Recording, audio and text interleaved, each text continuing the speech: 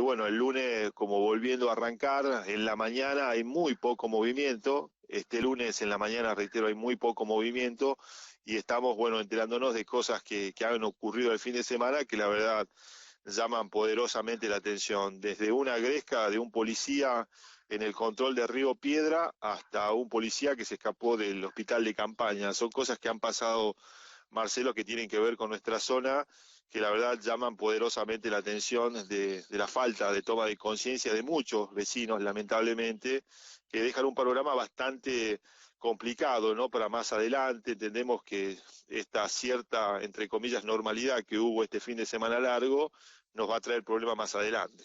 Cristian, justo comentábamos al inicio del programa esta situación que se había originado con un policía, justamente que se había escapado del hospital de campaña para ir a Fraile. ¿Qué información tienen ustedes desde ese sector? Bueno, efectivamente era un trabajador de la seguridad que en principio, por lo que pudimos averiguar, se pensaba en una primera instancia de que era un sospechoso, ¿no? Y que después, al ver que su situación de salud era normal, o sea que no revestía ningún tipo de gravedad, no presentaba síntomas ni nada, decidió retirarse hasta tanto se sepa el resultado. Con el pasar de las horas se conoció finalmente que era un caso positivo, pero esta persona ya había regresado a su domicilio, ¿no? Acá en la localidad de Fraile Pintado, fueron a buscarlo, se encontraba allí, le notificaron que había dado positivo su estudio y se puso a disposición de las autoridades sanitarias. Así es lo que nos cuenta del lado de la familia, ¿no? Reitero este caso que llamó mucho la atención porque, bueno, inclusive hubo un mensaje de WhatsApp de que decía que se lo andaba buscando, ¿no? Cuando en realidad, reitero, lo único que atinó a hacer este efectivo es retirarse a su casa porque él creía que estaba bien porque no presentaba síntomas. Pero bueno, son cosas que pasan, ¿no? En estas cuestiones de asintomáticos que la gente toma algún tipo de actitud, ¿no? O sea que nosotros tenemos otra versión respecto a estos hechos. Además, hemos escuchado también el audio de un comunicado de la policía cuando se da el alerta justamente, donde dicen otra cosa totalmente distinta. Pero bueno, exactamente, que se había fugado y demás. Cristian, después me decías que había habido una gresca entre policías, ¿o cómo fue el tema?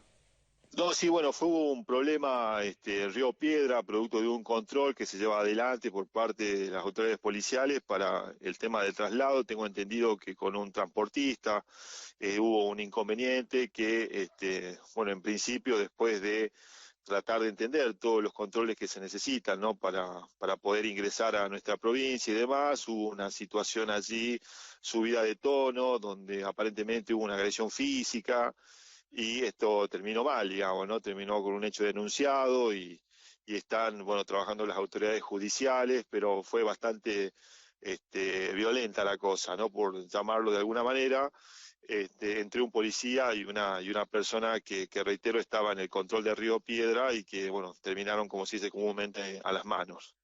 ¿Y continúan policías realizando el aislamiento que nos habías comentado en Río Blanco?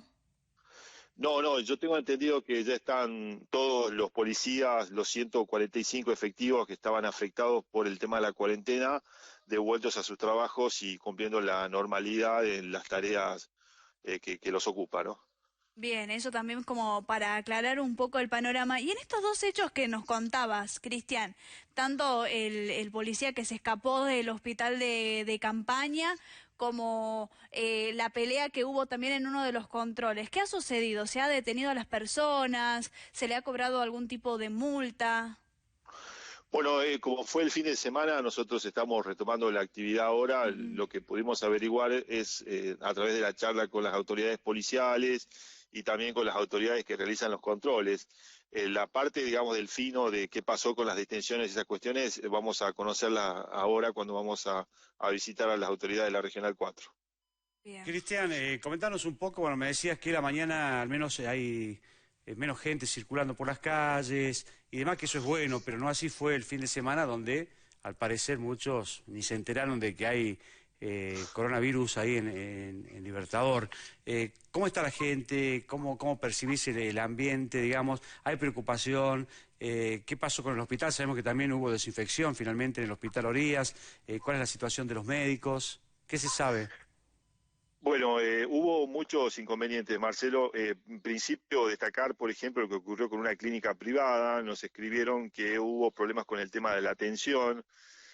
Hay gente que se dirige a los hospitales y a las clínicas y a veces el tiempo de espera producto de la ocupación que tienen los profesionales que no dan abasto. Imagínate todo el hospital de campaña lleno, la guardia del hospital, hay pacientes dentro, estaban trabajando con los recursos mínimos en tema de recursos humanos. Así que la situación se volvió un tanto complicada, ¿no? La atención al público, y eso se demuestra, sobre todo en redes sociales, que se enojan porque la gente espera, ¿no? En el caso, por ejemplo, de un abuelo de 52 años que estuvo 6 horas en una silla de rueda para ser atendido en el Hospital Oriente de La Guardia porque los médicos estaban ocupados. Entonces, bueno, hay cosas que han sucedido y que tienen que ver con este tema de la atención en los hospitales, en los centros de salud, que la verdad preocupa bastante, y también, reitero, en los centros que son privados y que de alguna manera deberían responder, ¿no?, a la demanda de salud que tienen algunos vecinos, que no tienen que ver puntualmente con el COVID, pero tienen, digamos, mucho trabajo por estos días, ¿no?, lamentablemente. Ujú. Y lo otro que quería comentarte es que hay cierta masividad de gente, de movimiento en Libertador, sobre todo en la mañana, ¿no?, que es la gran preocupación que tienen las autoridades. Hay un flujo muy importante de gente que sale al supermercado en la mañana. Eso llama mucho la atención porque, bueno, van mucho al súper, van mucho a la farmacia, van mucho al cajero, mucho al banco, y la verdad que eso no ayuda, ¿no?, con el tema de las recomendaciones de quedarte en casa. Pero bueno, son cosas y realidades que pasan todos los días acá. Bueno, Cristian, te pregunto, el tema de las medidas en Libertador, ¿la podés recordar cuáles son las medidas que se adoptaron en particular justamente en Libertador? Bueno, el tema, te digo, los controles interjurisdiccionales de venir de Yuto, de Caimancito, de Calilegua, la gente está pudiendo de alguna manera comunicarse, ¿no? Vienen acá a Libertador, están llegando, ¿no? Lo único que hacen son controles de temperatura, en Ujú. muchos casos que son empleados municipales los que hacen los controles, pero la gente puede venir. Bueno, después el tema de la documentación de los impares se da cumplimiento, sobre todo en los super. Si sos impar no podés ingresar, o si sos par, depende El qué te día. toca en Ujú. el día a día. Y después, bueno, el tema de los horarios que siguen con esas restricciones que ya teníamos en fase uno. Así que bueno, eso es lo que te puedo contar, Marcelo. Muy bien. Bueno, Cristian, gracias por el contacto. No, de nada, hasta luego. Muy bien, así arrancaba la mañana.